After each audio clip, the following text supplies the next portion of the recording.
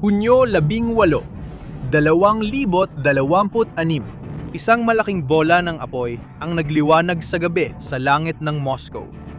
Ang 13 milyong residente ng lungsod ay nagising sa matinding takot at pagkabigla. Sa loob ng 4 na taon, napaniwala ni Pangulong Vladimir Putin ang mga tao na hindi mapasok ang depensa ng Moscow na lubos itong protektado. At gaano man karaming mga misil o drone ng Ukraine ang kailanman ay magiging sapat para mapasok ang kanilang mga barracks. Alam nilang digmaan sa Ukraina, pero tila malayo ito sa kanilang komportableng buhay sa syudad. Paulit-ulit na nilang narinig na ligtas ang kanilang tahanan. Nagkamali sila. Isang malaking pulutong ng mga drone pang-atake ng Ukraine ang nakalusot sa pinakamahigpit na binabantayang himpapawid sa mundo. 12 ng jet-powered UAV ang nagpahapo sa Russian radar at tahimik na nakalusot sa sentro ng lungsod, sinunog ang mga pasilidad ng enerhiya. Ang Moscow ay inaasahang parang itim na butas para sa mga kalabang sasakyang panghimpapawid. Bakit biglang nilagay ng Ukraine sa panganib ang lahat para atakihin ang kaloob-looban ng halimaw? Sa loob ng maraming taon, mula pa noong simula ng pananakop ng Russia sa Ukraine, ang kabisera ng bansa na Kiev ay nakaranas ng ilan sa mga pinakamatindi at pinakakakilakilabot na mga pag-atake. Linggo-linggo at buwan-buwan, takot ang mga residente ng Kiev habang binubomba ng Russia ng drone at cruise missiles ang kanilang mga tahanan. Walang pakialam ang Kremlin kung ano ang tinatamaan. Hindi lang militar o kritikal na infrastruktura, kundi pati paaralan, unibersidad, simbahan, ospital, tirahan, monumento at iba pa.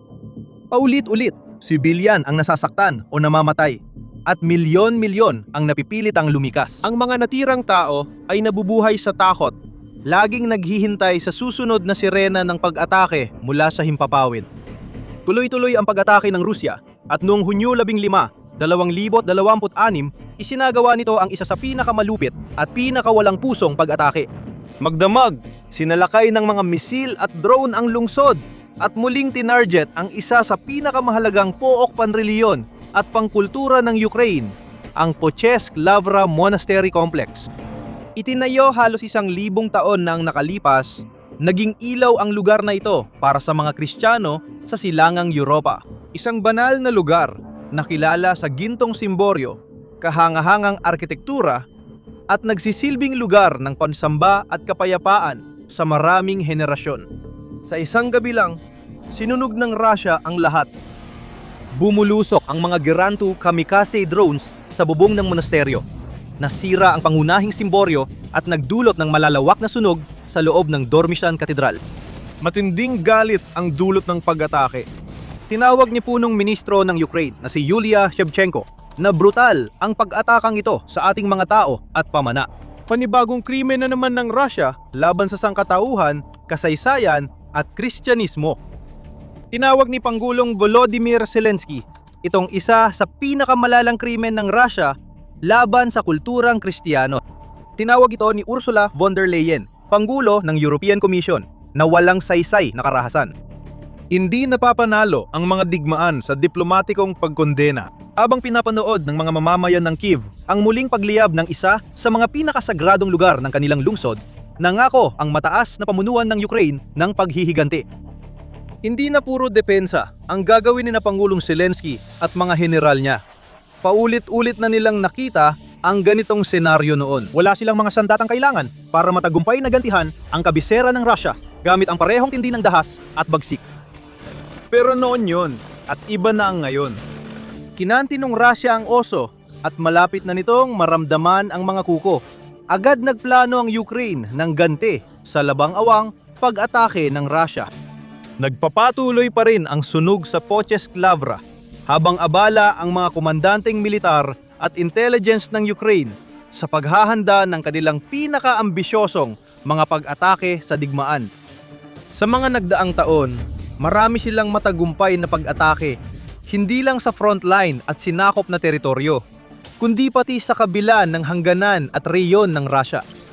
Mula sa mga airbase sa silangang Siberia hanggang sa mga oil terminal sa St. Petersburg, Ginamit ng Ukraine ang mga long-range drones at missiles para pabagsakin ang mga target halos saan man nito gustuhin. Nilipol nito ang mga radar at depensa sa himpapawid ng Russia at lumika ng malinaw na daan patungo sa mga target na yon.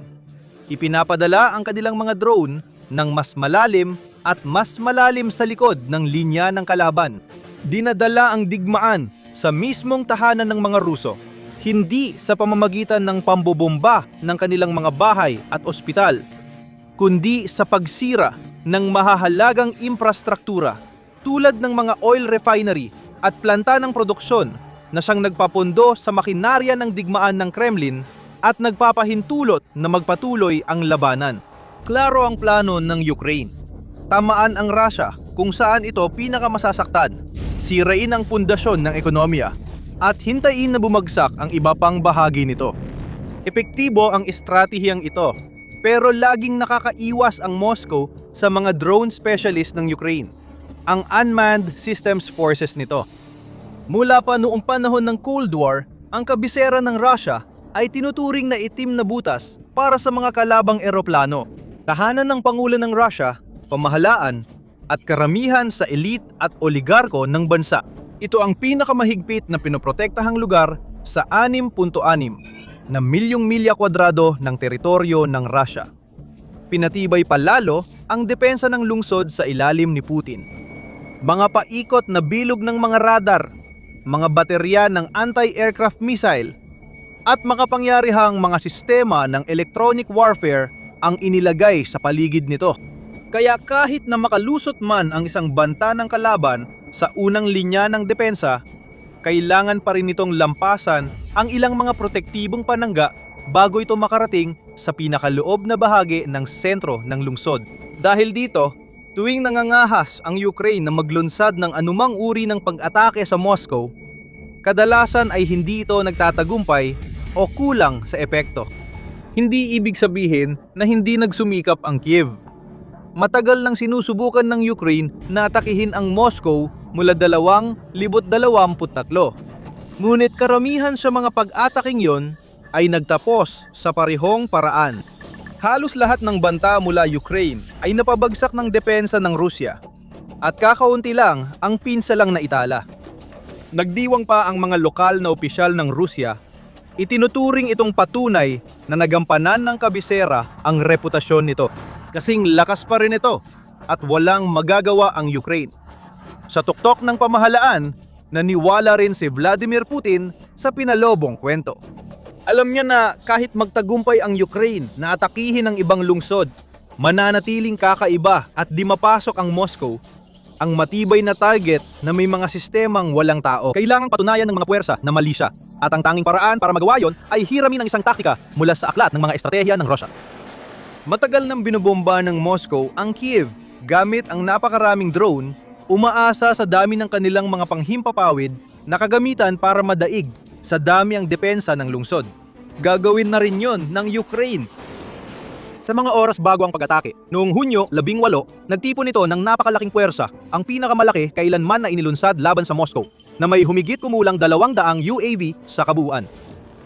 Kasama rito ang long-range FP-1, isa sa pinakamabisang sandata ng Kiev sa malalayong pag-atake, ang fixed wing, isang An-196 Lyuchi, at ang jet-powered bars na kayang umabot sa bilis na hanggang 435 milya bawat oras. Alam ng mga commander ng Kiev na hindi lahat ng drone ay makakarating at marami ang mapapabagsak, pero hindi yon mahalaga. Basta may makalusot, sapat na. Nung gabi ng Hunyo, 18 nang lumapit ang maraming drone ng Ukraine sa himpapawid ng Moscow, agad nagaktibo ang depensa ng lungsod, gaya ng dati. Pero iba na ngayon, mas marami ng target kaysa dati. Mas madali at maliit ang mga naunang atake. Nalak ng Russian radar ang mga target isa-isa at agad ipinadala ang lokasyon sa air defense battery na nagpalipad ng mga misil para pabagsakin ang mga ito. Ngayon, parehong radar ay nababaha ng 12-12 ng blip na pumupuno sa screen at lampas sa kakayahan ng sensor. Nagpaputok ang air defense ng mga interceptor sa himpapawid. Pero kahit na kaya nilang labanan at sirain ang marami sa mga paparating na sasakyang panghimpapawid, mabilis din silang nauubusan ng mga misilang handang iputok sa ere. Ang mga decoy drone na nangguna sa pansalakay ng mga Ukrainyano ay winasak, bumagsak mula sa himpapawid. Habang ang mas mapanganib na mga missile drone na pinapagana ng jet ay sumusunod sa likuran. Mas mabilis ang mga drone kaysa karaniwang UAV. Kaya halos walang oras ang depensa ng mga Ruso para makareact habang tuloy ang kanilang pagpasok sa himpapawid ng lungsod. Sa loob lamang ng ilang segundo, ang lungsod ay nababalot sa lubos na kaguluhan. Umiingay ang mga sirena ng air raid habang nagmamadaling kumilos ang mga sundalong Ruso para harapin ang paparating na banta. May ilang gumamit ng mga rocket system na pinapaputok mula sa balikat para pabagsakin ang mga drone bago marating ang target. Nagmadaling tumatakbo ang mga mobile ground teams sa mga kalsada ng lungsod. Nagkukumahog na makahanap ng mas mataas na lugar para magkaroon ng kahit paanay matanaw ang kanilang mga target. Ngunit kulang na at huli na ang lahat. Nabutas na ang kuta. Ang tanging magagawa ng Russia ngayon ay panoorin ang kanilang kabisera na nasusunog. Nagmadali ang mga residente sa kanilang mga bintana, hawak ang kanilang mga smartphone at camera para kunan ng video ang kaguluhan. Mabilis na kumalat sa social media ang kanilang mga kuha. Ipinapakita ang mga drone ng Ukraine na malayang lumilipad sa buong lungsod. Mabilis itong nakaapekto sa isipan ng tao. Sa loob ng maraming taon, naranasan lamang ng milyong-milyong naninirahan sa Moscow ang bigmaan sa Ukraine. Karamihan ay sa pamamagitan ng mga palabas sa TV at opisyal na pahayag mula sa Kremlin. Kahit lumampas na sa Ukraine at umabot sa mga hangganang reyon ng Russia ang labanan, nanatiling medyo hiwalay ang Moscow sa totoong sitwasyon. Sa wakas, dumating na ang digmaan sa kabisera. Di magtatagal, mapapalitan ng malalakas na pagsabog ang ugong ng drone habang papalapit sila sa pangunahing target. Hindi simbahan, monumento, base militar o gusali ng gobyerno, kundi mahalagang bahagi ng infrastruktura ng enerhiya ng lungsod. Matapos malampasan ang depensa ng kabisera, dumiretso ang malaking bahagi ng puwersang pang-atake ng Ukraine sa pangunahing oil refinery. Sa distrito ng Kapotnya sa Moscow, sa timog silangang bahagi ng kabisera, ang malawak na industrial na complex na ito ay hindi basta-basta lang na infrastruktura ng enerhiya. Ito ay mahalagang bahagi ng ekonomiya ng Moscow at pangunahing pinagkukunan ng enerhiya ng lungsod at ng mga karatig na reyon. Dito ginagagawa ang 40% ng gasolina at halos 50% ng diesel ng Moscow. Kahit pinasabog o sinunog ng mga pag-atake ng Ukraine ang mga refinery at infrastruktura ng enerhiya sa ibang bahagi ng bansa, umaasa pa rin ang Moscow sa sarili nitong mga lokal na refinery. Tulad ng refinery na ito, para tuloy-tuloy ang kuryente at may ilaw. Magbabago na ang lahat dahil wala nang matinding depensa. Mabilis lumipad ang mga drone sa kanilang mga target at iniulat na ilan ay tumama sa pangunahing tangke ng imbakan ng panggatong ng pasilidad. Nakunan ng mga lokal ang eksenang sumabog ang bubong ng tangke at lumipad ng daan-daang talampakan bago bumagsak sa lupa. Sa loob lamang ng ilang segundo, nilamon ng naglalagablab na apoy ang refinery habang mabilis na nilalamon ng apoy ang libu-libong galon ng langis na nakaimbak at pinoproseso doon. Hindi ito unang refinery na winasak ng Ukraine. Simula 2024, tuloy-tuloy ang kampanya ng kanilang puwersa para sistematikong sirain ang energy infrastructure na kaya nilang mahanap. Maaring hindi rin ganon kalaki ang epekto ng mga ataking ito. Malaki ang epekto kapag pinagsama ang mga ito. Dahil sa mga pag-ataking ito, kaya ang produksyon ng langis ng Rusya ay maliit na bahagi na lang kumpara sa dati. At dahilan kung bakit napaluhod ang ekonomiya ng bansa. Nagawa ng Ukraine na mapinsala ang isa pang mahalagang pasilidad, isa pang bahagi ng eneryong imperyo ng Kremlin. At ipinakita nito na ang kabisera ng Rusya ay hindi na ligtas na lugar tulad ng dati sa mga nakaraang dekada. Hindi lang ito nagdulot ng isang kamanghamanghang pagsabog para sa mga TV screen at mga sumulat ng balita sa buong mundo. Tintarget nito ang mahalagang infrastruktura sa mismong ilalim ng ilong ni Putin, winawasak ang mga sinabi niya noon. Ang di umano'y nangunguna sa mundo at hindi matatawarang depensa sa impapawid ng Moscow at hindi roon nagtapos ang pag-atake. Karamihan ng atensyon noon at pagkatapos ay nasa Moscow. Kalaunan, napag-alaman na daan-daang iba pang Ukrainian na drone ang ipinadala patungo sa iba pang mga target. Iniulat ni Pangulong Zelensky ang tama sa fuel hub sa reyon ng Rostov sa Russia at mga pag-atake sa infrastruktura sa okupadong teritoryo.